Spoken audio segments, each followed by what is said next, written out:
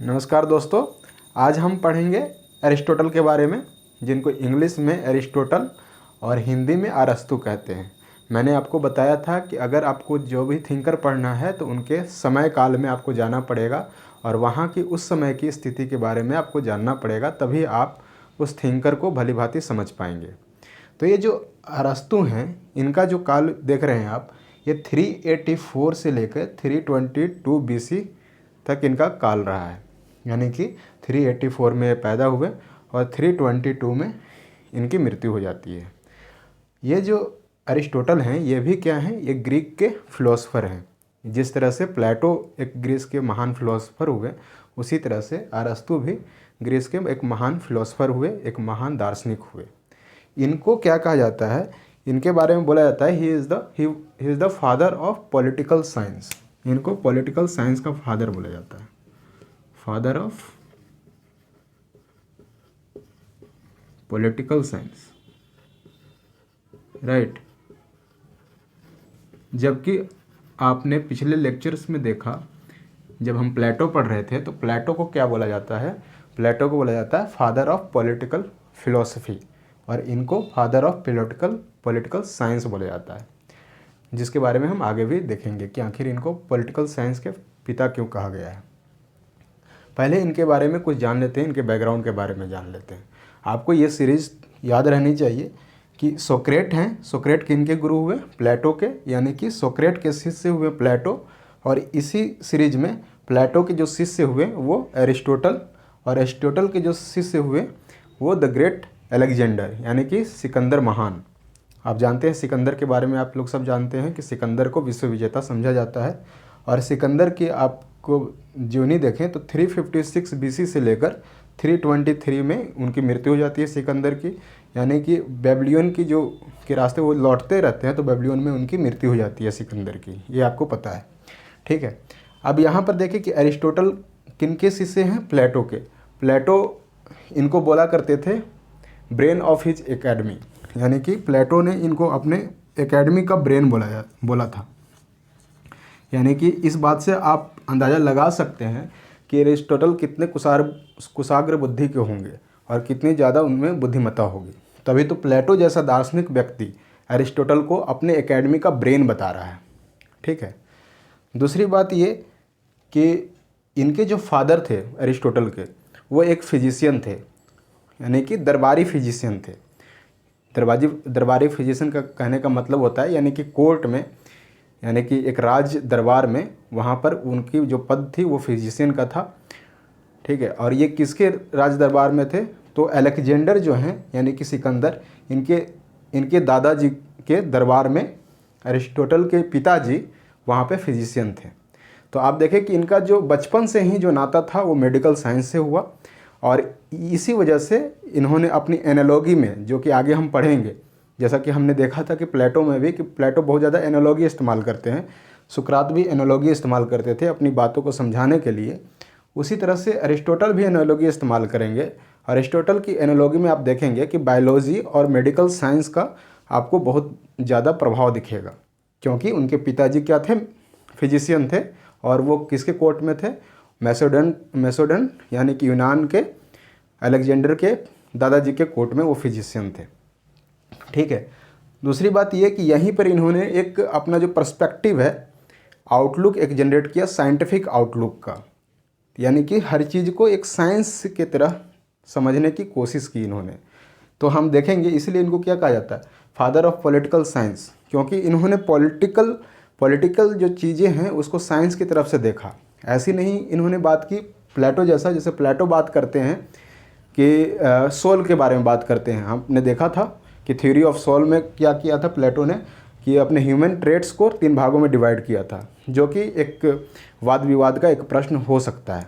लेकिन जब एरिस्टोटल किसी चीज़ की बात करेंगे तो एविडेंस, एक तर्क और एक जो भी साक्ष्य अवेलेबल हैं उसके अनुसार वो बात करेंगे, इसलिए उनको फादर ऑफ पॉलिटिकल साइंस कहा जाता है, ठीक है।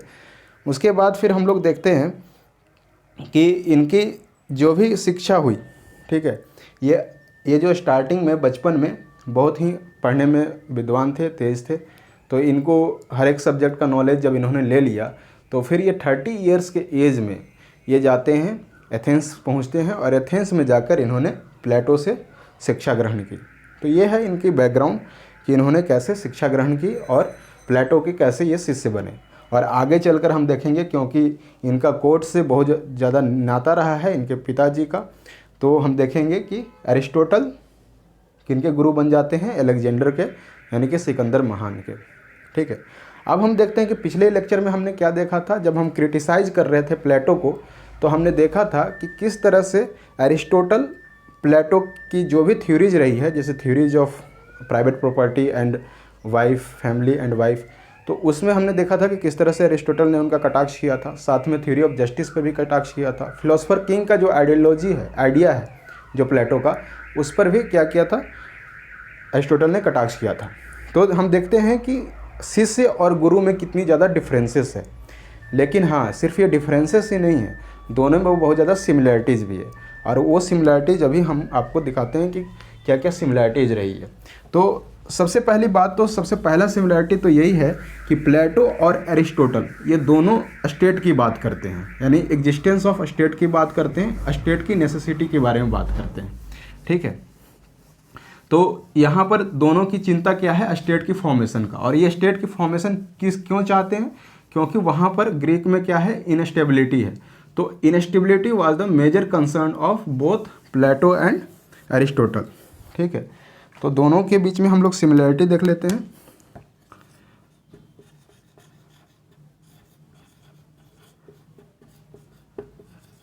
ठीक है, किसके किसके, प्लेटो एंड एरिस्टोटल। तो क्या क्या सिमिलरिटी है कि दोनों इनस्टेबिलिटी को मेजर थ्रेट मानते हैं, मेजर प्रॉब्लम इनस्टेबिलिटी। ठीक, फिर क्या है दूसरा कि दोनों स्टेट के एग्जिस्टेंस को नेसेसरी मानते हैं for the sake of good life. आपको याद होगा प्लेटो में हमने बताया था कि स्टेट जो है उसका काम क्या है कि आपको अच्छा लाइफ दे, और अच्छा लाइफ ही क्या है, एक वर्च्यू है जस्टिस का। हमने ये आपको बताया था थ्योरी ऑफ जस्टिस में। तो ये प्लेटो और अरिस्टोटल दोनों मानेंगे कि state is necessary for the sake of good life. तो स्टेट की नेसेसिटी को दोनों ही स्वीकार करेंगे। और तीसरी बात क्या बोलते हैं कि जब हम लोग देखा था हमने कि थ्योरी ऑफ जो प्राइवेट प्रॉपर्टीज़ की बात की थी और जो चिल्ड्रन और सिटीजनशिप की बात की थी प्लेटो में, उसी तरह से यहाँ भी जब ये सिटीजनशिप की बात करेंगे तो ये बोलेंगे कि जो भी एजुकेशन है, एजुकेशन के बारे में इन लोग दोनों बात करते हैं कि education should be the primary focus of the state. ठीक है, तो एजुकेशन एक इनका एजेंडा होगा दोनों का, एजुकेशन नेसेसरी है। और बात करेंगे कि एजुकेशन ग्रहण करना नेसेसरी है, और जो भी मैनुअल वर्क है ये दोनों स्वीकार करते हैं कि वो स्लेव के द्वारा की जानी चाहिए। तो यहाँ पर एरिस्टोटल और प्लेटो दोनों क्या कर रहे हैं, स्लेव की एग्जिस्टेंस के बारे में बात कर रहे हैं और स्लेव की नेसेसिटी के बारे में बात कर रहे हैं कि आखिर स्लेव क्यों होना चाहिए। आपको मैंने पहले ही बताया था कि ग्रीक स्टेट में स्लेवरी सिस्टम था और स्लेव पर डिपेंडेंट थे लोग। एक यहाँ पर मैं एक आपको कहानी सुनाना चाहूँगा। एक महान फ़कीर हुए डायोजनीज। ठीक है, डायोजनीज का थोड़ा सा स्टोरी सुन लीजिए आप, आपको अच्छा लगेगा। डायोजनीज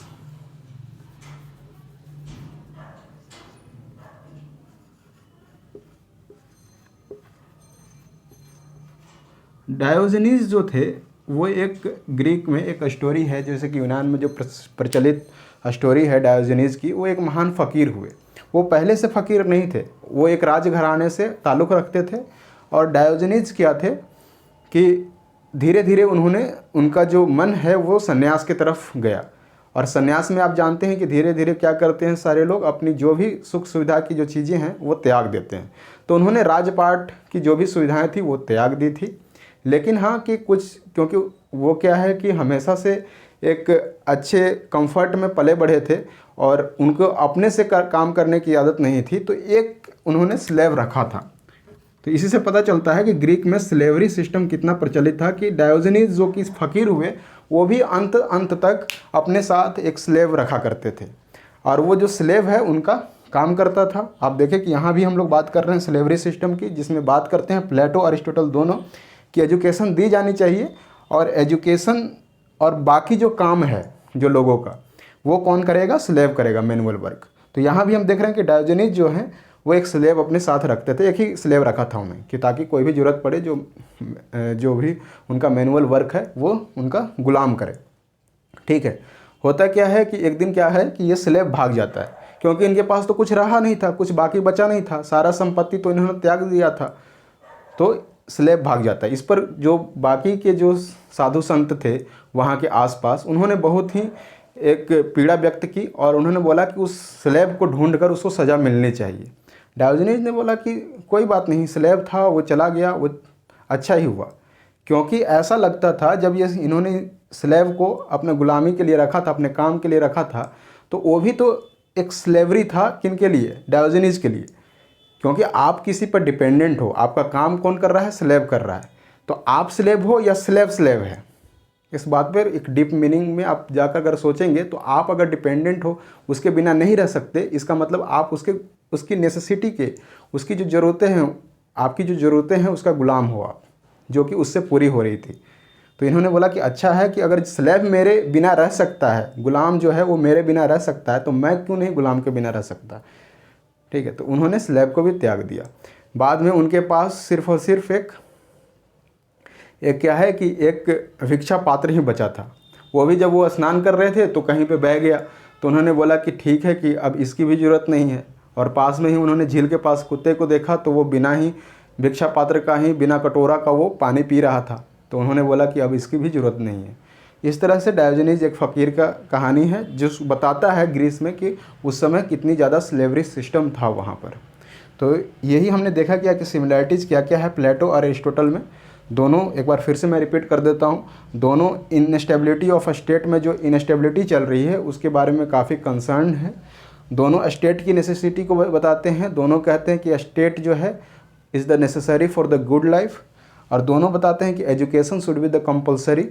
ठीक है, कंपलसरी एजुकेशन की बात करते हैं, और बाकी जो आपकी मैनुअल वर्क है वो कौन करेंगे? वो गुलाम करेंगे। तो इस तरह से हमने देखा कि दोनों में सिमिलैरिटी क्या है, डिफरेंसेस के अलावा सिमिलैरिटीज़ भी दोनों में काफ़ी है।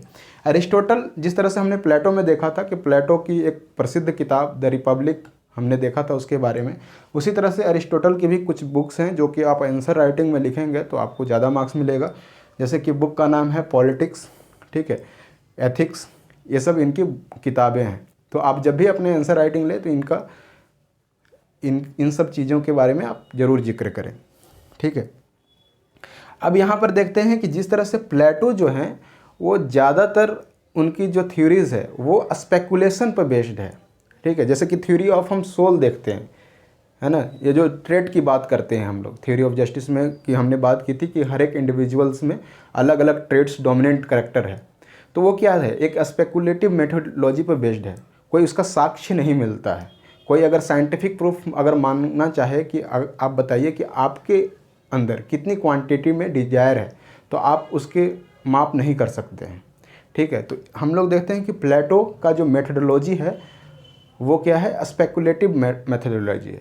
वहीं पर जो अरिस्टोटल जो मेथोडोलॉजी यूज करते हैं वो साइंटिफिक मेथोडोलॉजी है, वो एविडेंस पे बात करते हैं, और वो बात करते हैं कि जो मोस्ट प्रैक्टिकेबल चीज़ है उस पर वो फोकस करना चाहते हैं, ना कि एक यूटोपिया में।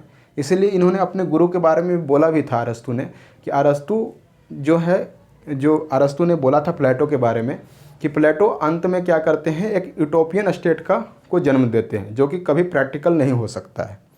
ठीक है, और हमने देखा था कि जो प्लेटो हैं उनकी कौन सी किताब? द रिपब्लिक हमने देखा था। तो ये हुई उनकी बैकग्राउंड और दोनों की सिमिलैरिटी की बात।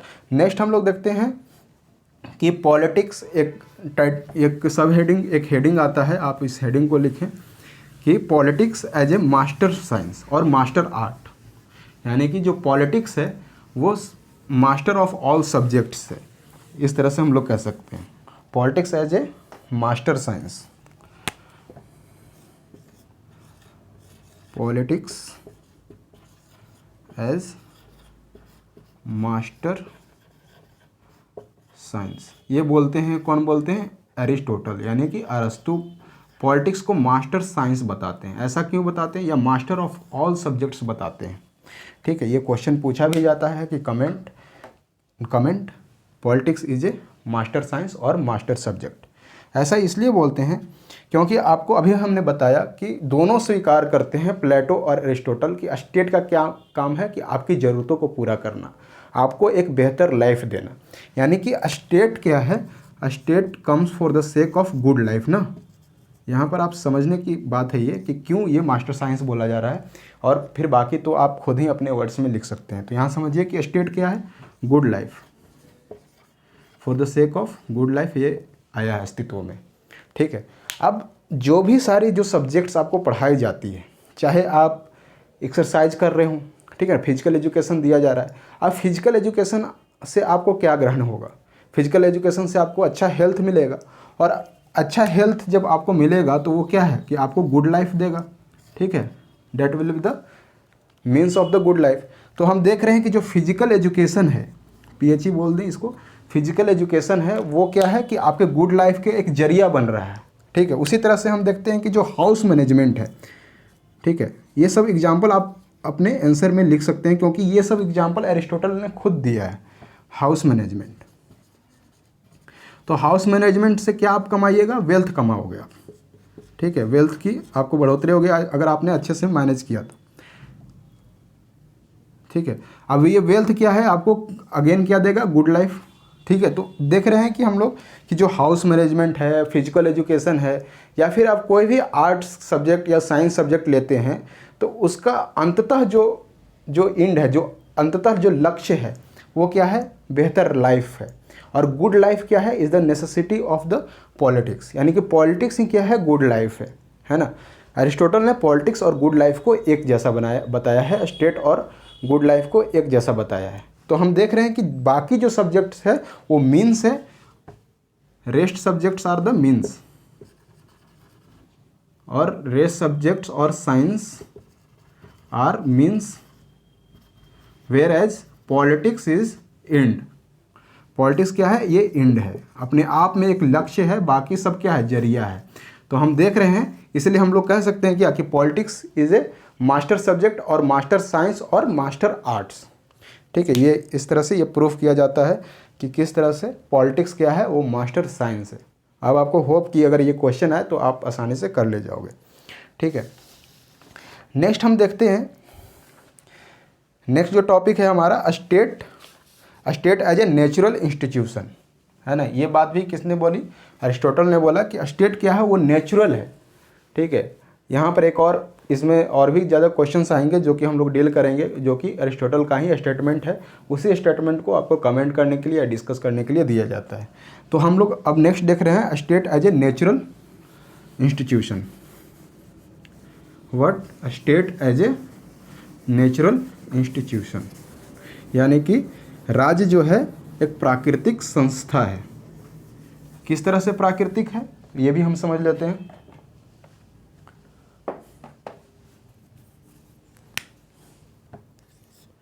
A state as natural institution,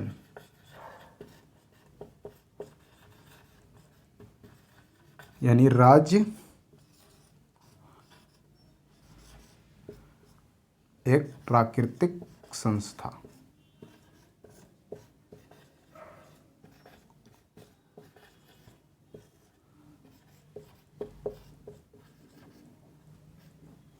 ठीक है, अब ये देखिए यहाँ पर फिर से समझिए कि कैसे ये बता रहे हैं कि जो स्टेट है वो नेचुरल इंस्टीट्यूशन है, ये खुद नेचुरल है, ये ऐसा आप इसके बिना रह ही नहीं सकते हैं।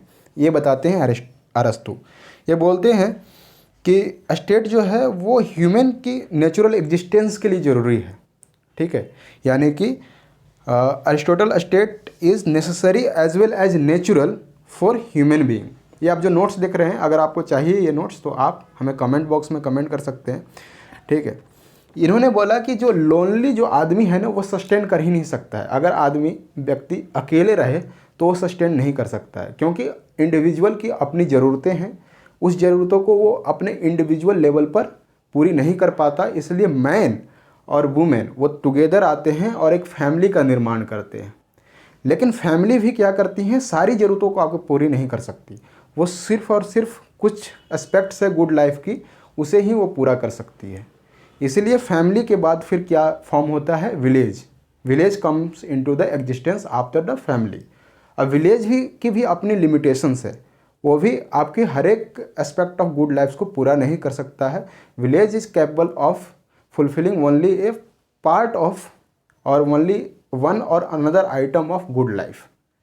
उसके बाद फिर जब विलेज लेवल पर आपकी सारी ज़रूरतें पूरी नहीं हो रही है तो नेचुरली क्या है कि आप स्टेट फॉर्मेशन की तरफ जाओगे, यानी कि पॉलिटिक्स की तरफ जाओगे।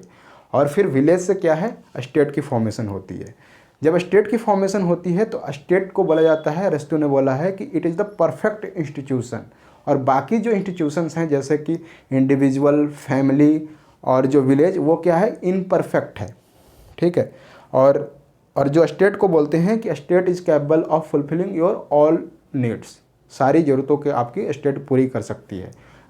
आजकल आज भी आप देखेंगे आज की पॉलिटिक में तो आप क्या देखते हैं कि जो देश है, जो कंट्री है, जो राज्य है, वो आपकी सारी ज़रूरतों को फुलफिल करने में सक्षम है। वो खुद में डिसीजन लेने के लिए सक्षम है, इसलिए सॉवरेन बोला जाता है। और जितनी भी पॉलिसी मेकिंग है वो खुद करने में वो सक्षम है, आपकी ज़रूरतों के अनुसार वो पॉलिसी मेकिंग करता है। तो यहाँ पर एरिस्टोटल क्या बोल रहे हैं कि मैन और वीमेन, ठीक है। यहाँ पर मैं थोड़ा सा अच्छा से यहाँ पे फिगर, ये फिगर आप अपने आंसर राइटिंग में भी प्लॉट कर सकते हैं, बना सकते हैं, ठीक है। यहाँ पर मैं आपको फिगर बना के दिखाता हूँ कि किस तरह से आप आंसर राइटिंग में लिखोगे। तो जो इंडिविजुअल है यहाँ पर हम लोग देख रहे हैं कि मैन और प्लस वीमेन, ये मैन और वीमेन करके ये क्या फॉर्म कर रही हैं, ये फैमिली फॉर्म कर रही हैं। एक फैमिली बन गया, लेकिन ये फैमिली क्या है, वो सारी ज़रूरतों को पूरा नहीं कर पा रहा है। इसीलिए क्या है कि they go for formation of village, ठीक है। उसके बाद क्या चीज़ फॉर्म होता है, विलेज कम्युनिटी फॉर्म होगा। जब विलेज सारी ज़रूरतों को आपको पूरा नहीं कर पाएगा तो आपकी आउट ऑफ द नेसेसिटी क्या पूरा हो रहा है, स्टेट। तो आप देख रहे हैं कि स्टेट की जो फॉर्मेशन है वो नेचुरल है, बिल्कुल नेचुरल है। इसीलिए बोलते हैं state as a natural institution, क्योंकि ये आपकी ज़रूरतों के अनुसार ही ये फॉर्म हो रहा है, बिना स्टेट के आप रह ही नहीं सकते हैं। इसीलिए अरिस्टोटल बोलेंगे कि man is like any other animal.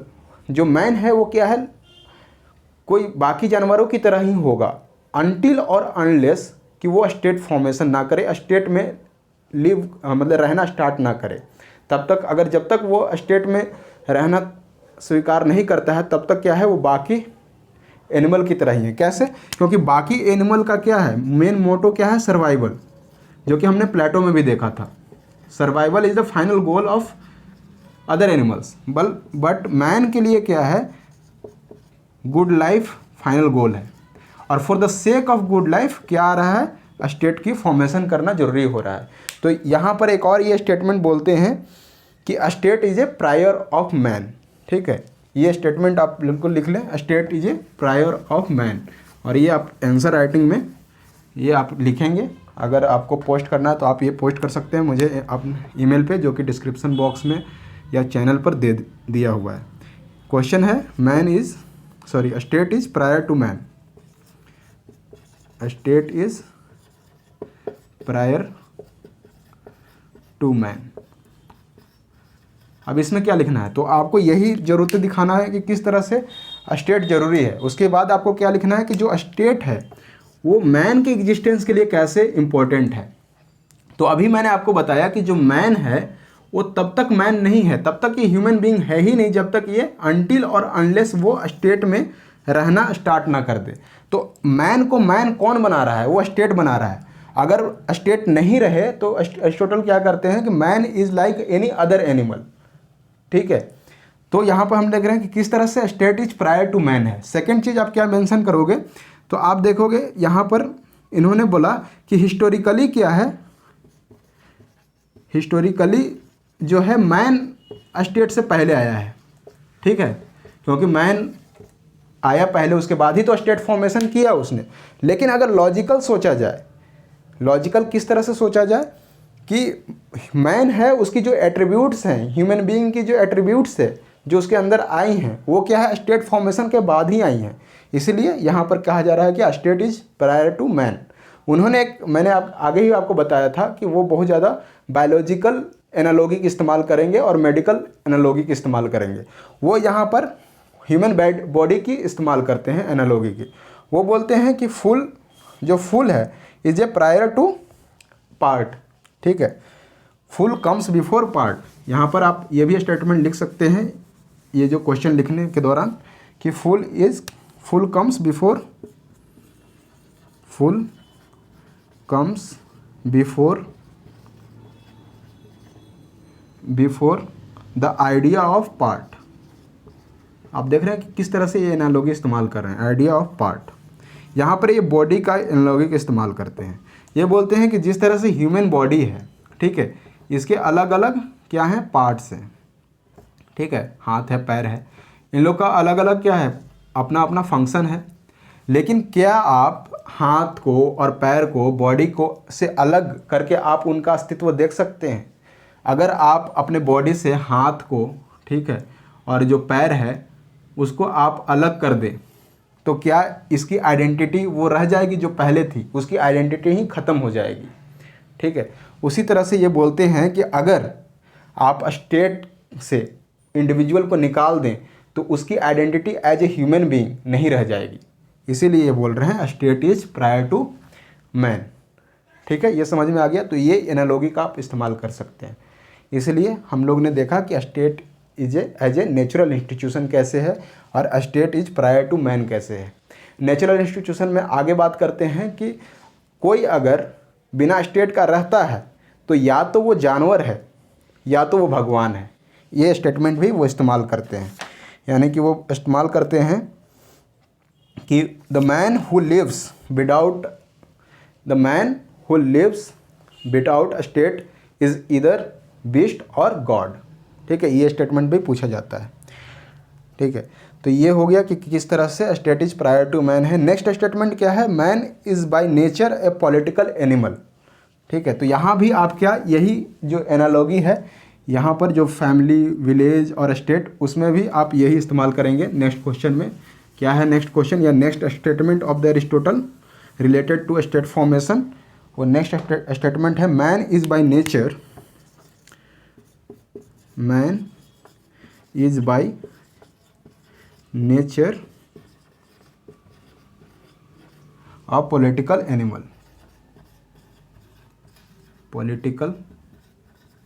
Animal, यानी कि मैन अपने प्रकृति से ही राजनीतिक एनिमल है, यानी राजनीतिक पशु है, ठीक है। यहाँ पे अगर आपको कमेंट करने के लिए बोल दिया जाए तो आप क्या करेंगे, आपको स्टेट क्या है, नेचुरल कैसे एग्जिस्टेंस में आ रहा है, इसकी बात करनी पड़ेगी, जो कि हमने किया यहाँ पर फिगर को दिखाकर आपको बात करनी पड़ेगी। दूसरी बात, आपको एनालॉगी का इस्तेमाल करना पड़ेगा। यहाँ पर कौन सा एनालॉगी का आप इस्तेमाल करोगे, तो आप बोलोगे कि जैसे कि बहुत सारे जो एनिमल्स हैं, जैसे कि बीज है यानी कि मधुमक्खियाँ हैं, या एलिफेंट है। मैंने ये एग्जाम्पल पहले भी दे रखा है। एलिफेंट्स हैं, ये क्या है, ये ग्रुप में तो रहती हैं, ठीक है, इसलिए इनको क्या कहा जाता है, they can be called as a social animal. लेकिन आदमी जो है अपनी नेसेसिटी के लिए वो स्टेट की फॉर्मेशन करता है, इसलिए आदमी क्या है, पॉलिटिकल एनिमल है। और इस तरह से आप प्रूव करोगे कि अपने नेसेसिटी के लिए किस तरह से स्टेट बना रहा है, इसलिए वो क्या है, man by nature is a political animal, ठीक है। नेक्स्ट है जो कि हमने आपको बता ही दिया कि he who does not live in a state, आप ये स्टेटमेंट रिकॉर्ड कर सकते हैं, he who does not live in a state और who does not need a state is either a beast और अ गॉड, ठीक है। ये भी स्टेटमेंट क्या है कि मैन क्या है, for the sake of the good life आया है, ठीक है, और वो इंडिविजुअली सस्टेन नहीं कर सकता है, अपने नेसेसिटी को पूरी नहीं कर सकता है, इसलिए उसने फैमिली का निर्माण किया। फैमिली में सारी ज़रूरतें पूरी नहीं हो पा रही थी, इसलिए वो विलेज कम्युनिटी बनता है, और विलेज कम्युनिटी भी हर तरह से उसको सेटिस्फाई नहीं कर पा रहा था, इसलिए फिर क्या है, स्टेट का फॉर्मेशन हुआ, ठीक है। और मैन का जो वजूद है, man becomes man, human being, when he starts living in the state, ठीक है। तो इस तरह से आप अपने आंसर को फ्रेम कर सकते हैं, ठीक है। नेक्स्ट इसी में थ्योरी है मैन, ये जो स्टेट है, जो state as a institution, natural institution की बात की गई। नेक्स्ट है इसी में क्वेश्चन आता है, ठीक है, उस क्वेश्चन को भी हम लोग देखते हैं कि state is natural and organic. तो नेचुरल की तो हमने बात कर ली, लेकिन ऑर्गेनिक कैसे है, स्टेट ऑर्गेनिक कैसे है, इसके बारे में भी बात कर लेते हैं, क्योंकि ये क्वेश्चन पूछा गया है और ये क्वेश्चन बहुत लोगों को दिक्कत भी होता है। स्टेट एज नेचुरल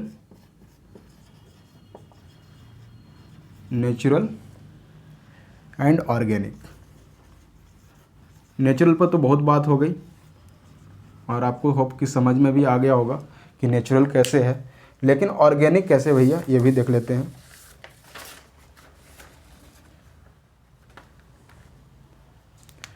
ठीक है, ऑर्गेनिक ये कैसे है, तो यहाँ पर ये जो एनालॉगी का जो इस्तेमाल करते हैं एरिस्टोटल, वो कौन से बॉडी की एनालॉगी की इस्तेमाल करते हैं, और ये बताते हैं कि जिस तरह से बॉडी में जो पार्ट्स हैं वो आपस में जो रिलेशन है, relation among the parts of the body is the same is between the individuals in the state. State में इंडिविजुअल्स के आपस में जो रिलेशन है, जिस तरह से बॉडी में पार्ट्स के आपस में रिलेशन है, हर एक का पार्ट्स का क्या है ये बताते हैं कि हर एक पार्ट्स का अपना, बॉडी में भी हम देखते हैं कि हर एक पार्ट्स का अपना एक फंक्शन है। ठीक है, और that function is provided according to its capability. जैसे कि आइज का फंक्शन है देखना, और आइज की कैपेबिलिटी है ना देखना, तो इस तरह से वो क्या है कि उनका फंक्शन निर्धारित है, हम लोग बॉडी में देखते हैं तो। ठीक है, इसी तरह ऑर्गेनिक रूप में हम लोग स्टेट में भी देखते हैं कि अलग अलग इंडिविजुअल की कैपेबिलिटी के अनुसार उनकी फंक्शन तय है और उसी तरह से वो फंक्शन करते हैं। तो इसलिए ये बोलेंगे कि state as a natural and organic being, यानी कि स्टेट में हम लोग क्या देख रहे हैं कि individual at the level of individual सब क्या कर रहे हैं, एक दूसरे को कॉर्पोरेट कर रहे हैं, एक दूसरे के कॉर्पोरेशन में काम कर रहे हैं, एक दूसरे को सहभागी बन रहे हैं स्टेट को बनाने में, बिल्डअप करने में, और सब अपने कैपेबिलिटी के अनुसार काम कर रहे हैं। तो ये भी ये बोलेंगे कि different organ performs different function according to its capability, so different individual in society have different status and function.